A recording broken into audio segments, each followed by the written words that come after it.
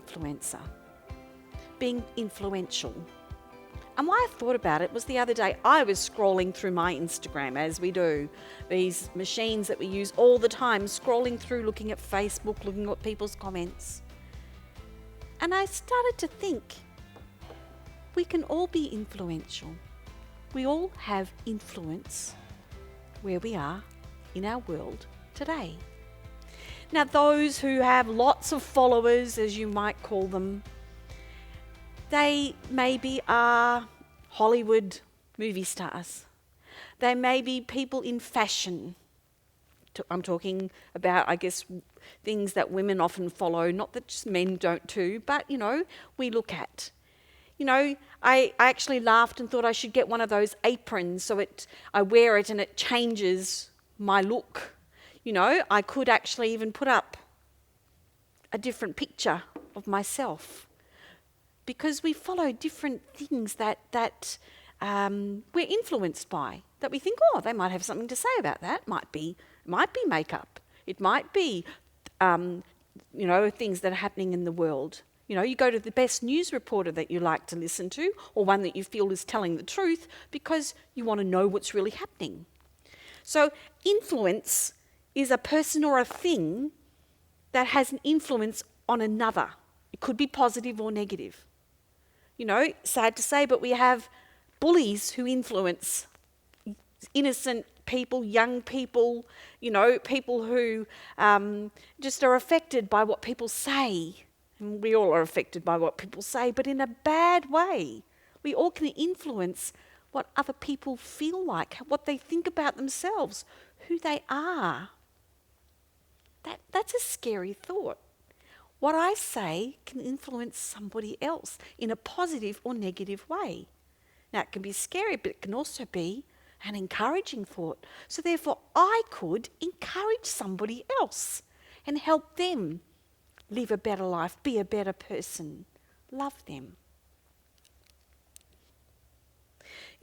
Back in 1955, not long ago really, there was a lady called Rosa Parks. She was 42 years of age, and she found a seat on a Montgomery, Alabama bus after work.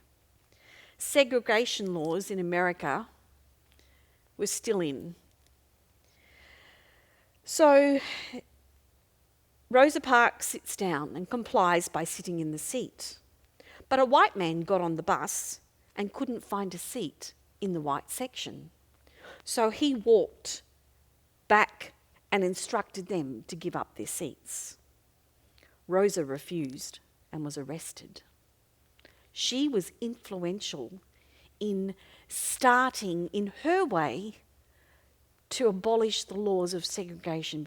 Martin Luther King, same, but in a different way. He was a social activist, a Baptist minister who had a dream. We all know that beautiful oration of, "I have a dream." And he shared about his dream for America, no matter what colour, what race, what creed. Their legacy got passed on. Social media has such an influence on us. Before it was newspapers and books we read, and they're still there, but not as much.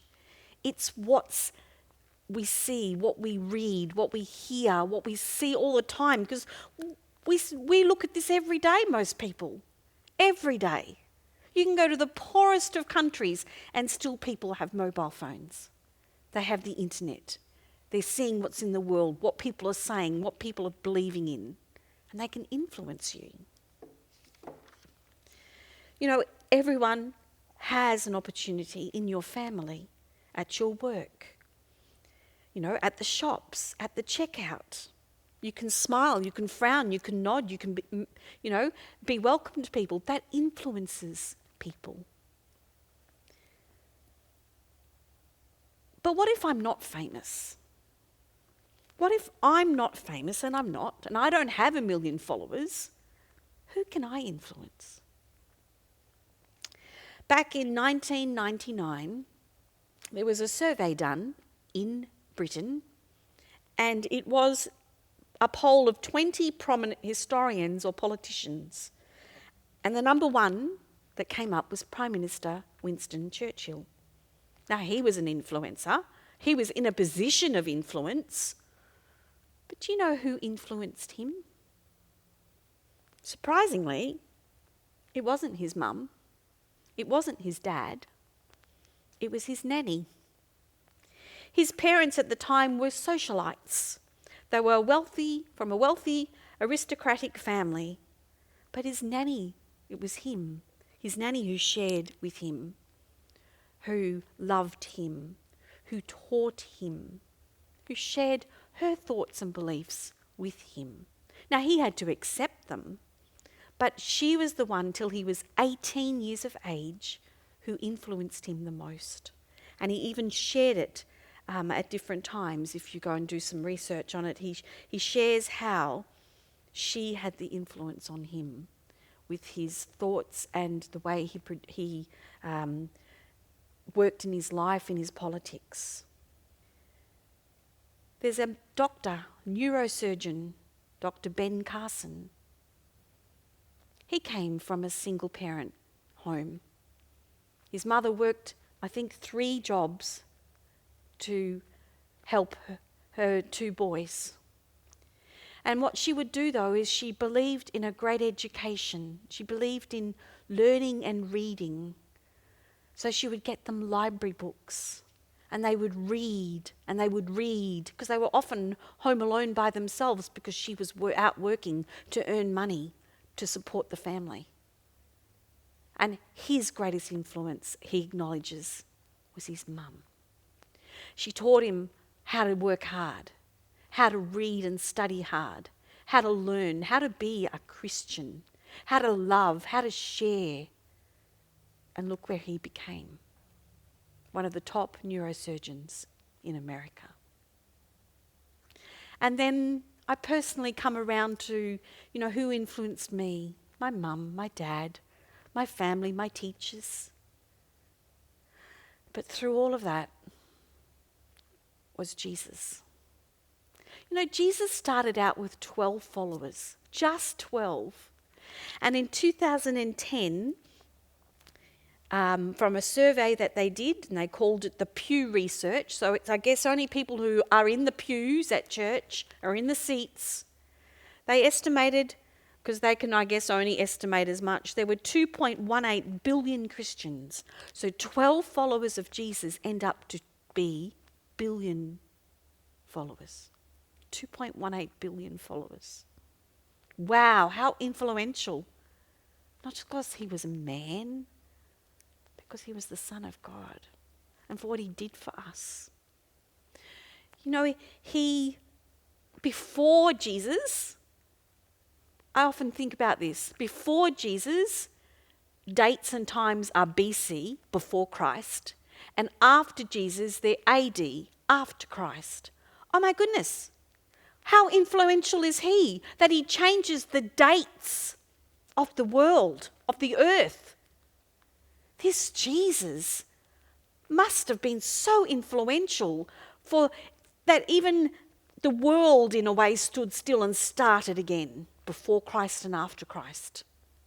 Why? Because we're in the year 2020. But there was actually years before that. But because this man, this Son of God, came and he was influential.